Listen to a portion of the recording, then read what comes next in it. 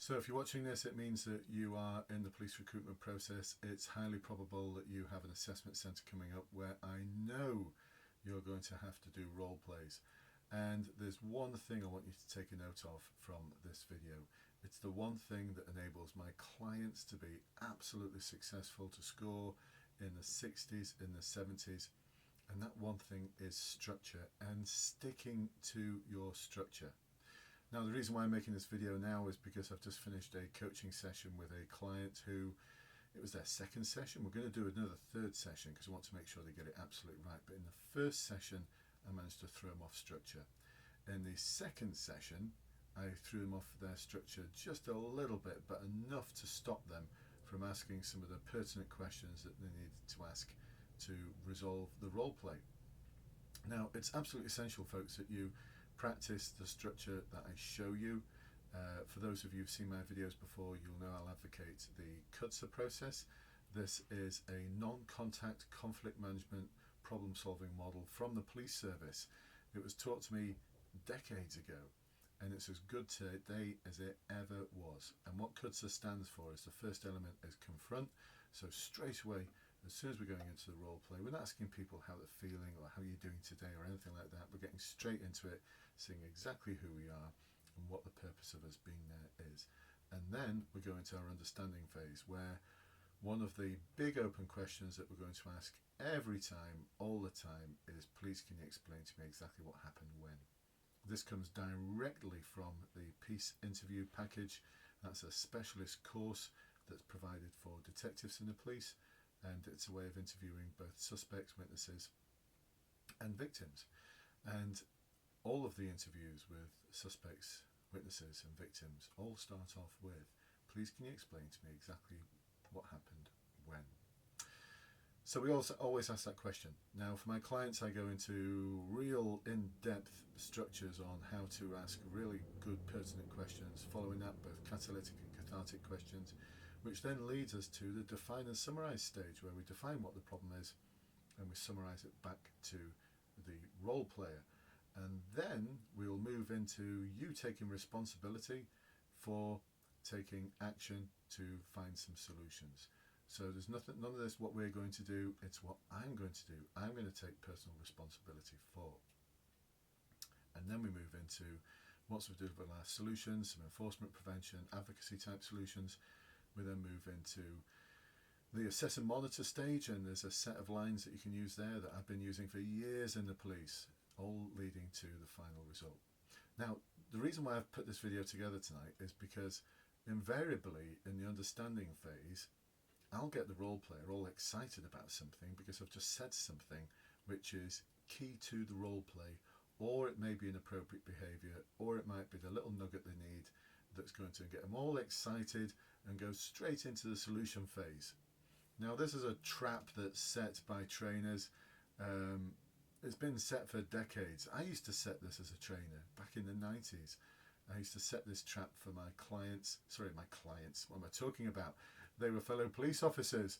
I was a sergeant, and I used to train this stuff back then in a training branch, both at the regional training school and also when I used to train trainers, because one of the things I did was to train the trainers in the Peace Package. And so invariably what we do is we set a little trap, and that little trap is such that it gets the candidate to take their eye off the ball. So halfway through the understanding phase, we throw in a little nugget, and it might be inappropriate behaviour, or it might be something else that gets them all excited, and they jump straight into the solution phase and start delivering solutions, and they've forgot to ask several pertinent questions. So that's why it's so important to have a structure, folks, because what you can do with that issue is just park it for a moment and come back to it. So you just park it ready for the define and summarize stage, where you will outline whatever it is, the little nugget they've given you, as being something that either it needs to be challenged because it's a breach of policy, or you've got a solution for that particular issue and it links in with some policy. So save it, park it over there, and then just keep your eyes focused on the understanding phase and asking all the pertinent questions.